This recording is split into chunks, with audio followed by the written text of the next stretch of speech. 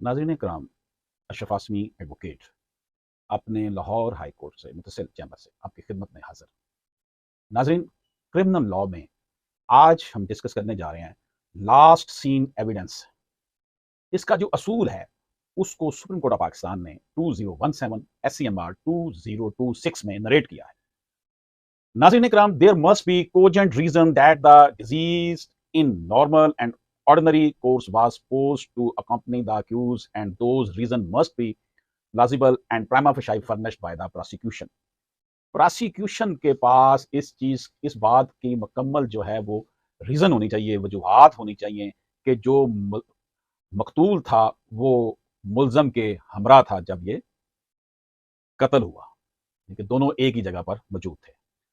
The proximity of the crime scene plays a vital role, because if within a short distance the disease is done to death, then ordinarily the inference would be that he did not part ways or separated from the accused, and onus in this regard would shift to the accused to furnish those circumstances under which the disease left him and parted ways in the course of transit.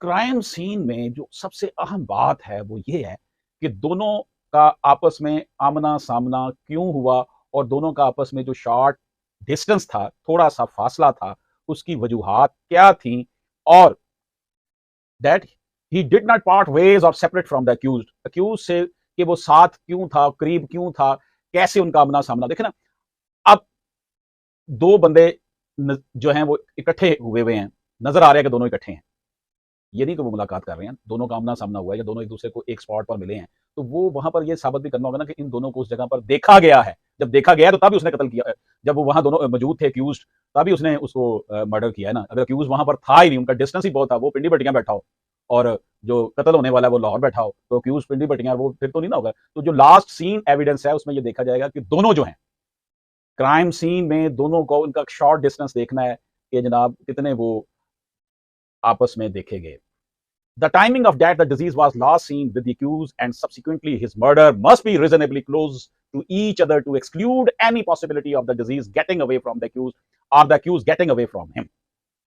जो time है ना, बहुत बड़ा important है last scene का, कि जो disease था वो आखिरी दफा अक्यूज के पास देखा गया, और उसका फिर रिजल्टिंग सब्सिक्वेंटली क्या हुआ कि उसका अक्यूज जो है और डिजीज इकट्ठे देखे गए, और सब्सिक्वेंटली डिजीज जो था यानी कि वो मारा गया। और इसको must be reasonably close to each other to exclude any possibility of the deceased getting away from the accused. यानी कि ये आपने पॉसिबिलिटी उसमें देख लिया कि ये ना हो कि मुल्जम मकतूल से दूर हो, उसके पास ना हो, या मकतूल मुल्जम से पास ना हो, दोनों का क्राइम सीन पर लास्ट सीन जो था वो वहां पर उनका मुश्तरका देखा जाना जरूरी है। नाज़रीन इकराम, honourable Supreme Court of Pakistan कहती है there must be some reason and objects on account of which the deceased accompanied the accused for accomplishment of the same towards a particular destination, otherwise giving company by the disease to the accused would become a question mark. अब वहां पर एक और बात ये कि अगर last scene में ये देखे गए हैं, क्राइम सीन में देखेंगे आखिरी दफा जब कातल और मकतूल दोनों को देखा गया है, तो फिर ये देखना है कि वो किस मकसद के लिए मकतूल और कातल इकट्ठे थे। अगर तो वो किसी खास मंजिल की तरफ रवा दवा थे तो उसके क्या मकसद थे, मोटिव क्या थे। Otherwise giving company by that deceased to the accused would become a question mark, कि अगर दोनों मकतूल जो था वो उसको कंपनी दे रहा था, वो इकट्ठे जा रहे थे, फिर क्यों ऐसा हुआ कि उसने उसको कत्ल कर दिया। This is the question. Additionally, there must be some motive on the part of the accused to kill the disease. Otherwise, the prosecution has to furnish evidence that it was during the transit and something happened abnormal or unpleasant which motivated the accused in killing the disease. अब motive तो बड़ा जरूरी ना, वो इकट्ठे जा रहे हैं, लास्ट सीन में देखा कि दोनों इकट्ठे जा रहे हैं, लेकिन वो ऐसी क्या इस दौरान बात हुई कि अबनॉर्मेलिटी पैदा हुई, तल्ख कलामी हुई, कि उस दौरान जो है कातल ने उस शख्स को कत्ल कर दिया। तो वो मोटिव बयान भी प्रोसिक्यूशन ने करना है कि वो अबनॉर्मेलिटी क्यों पैदा हुई। अगर तो पहले से नॉर्मल उनके हालात थे, मोटिव उनका बड़ा वाज़ेह था कि दोनों एक दूसरे के जानी दुश्मन थे, तो वो इकट्ठे तो नहीं ना जा सकते, फिर तो उनका टकराव ही हुआ होगा ना, एक उधर से आ रहा है, एक दूसरी तरफ से आ रहा है। The quick reporting of the matter without any undue delay is essential.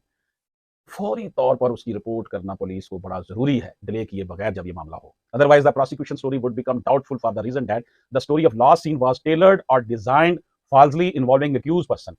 अगर फौरी तौर पर इतला नहीं की जाती तो फिर प्रोसिक्यूशन की स्टोरी को यह समझा जाएगा कि यह मन घड़त है और उसमें मुल्जम को जो है ना वो जबरदस्ती इसको शामिल किया गया है, फंसाया गया। Besides the above, circumstantial evidence of lost scene must be corroborated by independent evidence coming from unimpeachable source, because uncorroborated lost scene evidence is a weak type of evidence in cases involving capital punishment.